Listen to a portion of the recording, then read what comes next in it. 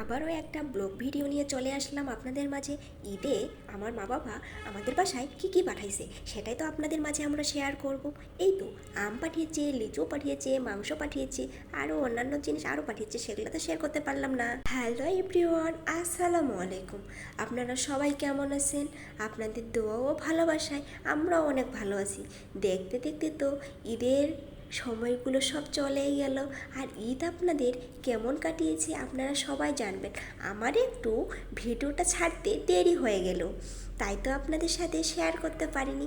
এই তো চলে আসছি আপনাদের মাঝে।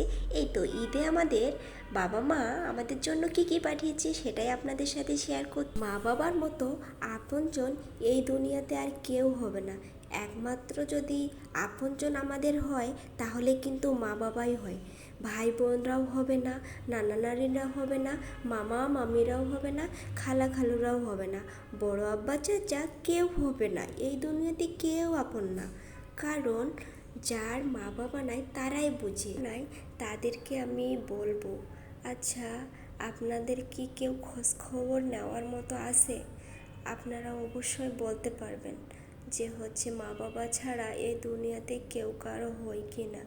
একটু আপনারা কমেন্টে বলে যাবেন, তাহলে বুঝতে পারবো অবশ্য। ঠিক, আমাদের তো মা বাবা আছে, আমরা অতটা বুঝি না, কিন্তু আমাদের প্রত্যেকের পরিবারে কিন্তু মা বাবা ছাড়া অনেক মানুষ থাকে আপনজন। যেমন দাদির বাসা থেকে বড় আব্বা, চাচা, ফুপু, আমরা যা কিছু খাই না কেন, রুটি খাই, পোলা খাই, ভাত ছাড়া চলতে পারি না, ঠিক তেমনই মা বাবা ছাড়াও আমরা চলতে পারবো না। যতই মামা, খালু, চাচা, বড়বাপ সবাই থাক না কেন, মায়ের মতো কেউ হবে না, বাবার মতো কেউ হবে না আপনজন।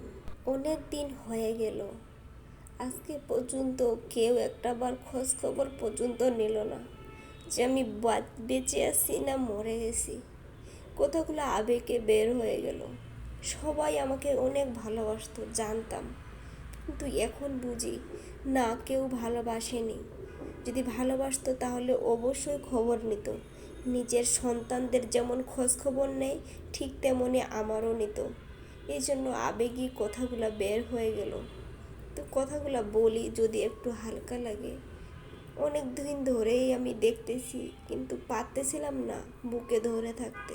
এত কষ্ট পাইনি কখনো, তো তাই তো এই কথাগুলো আমি সবার উদ্দেশ্যে বলিনি, কিছু কিছু মানুষের উদ্দেশ্যে বলছি। আমারও হয়েছে, আমার মতো অনেক ফ্যামিলিতে, অনেক পরিবারই এমনটা হয়, খোঁজ খবর নেয় না, তাদের উদ্দেশ্যে বলছি। তো আবেগী হয়ে যাচ্ছে এই কথাগুলো বলতে গেলে। কথাগুলো বলতে যায় আমার চোখের পানি চলে আসছে। আমি ধরে রাখতে পারলাম না চোখের পানি। আমি চাইনি কিন্তু কান্না করতে, তারপরও কান্না চলে আসছে। তো আর কান্না করব না। এই তো আমি রান্না বসিয়ে দিয়েছি। রান্নাগুলো আমার দেখতে কেমন হয়েছে সবাই জানাবেন।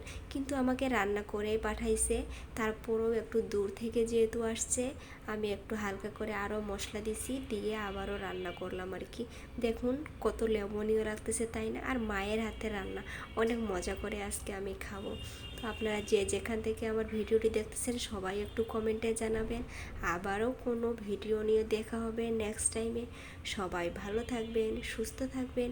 আল্লাহ হাফেজ। আর আমার জন্য সবাই আপনারা দোয়া করবেন, আপনাদের জন্য দোয়া করব।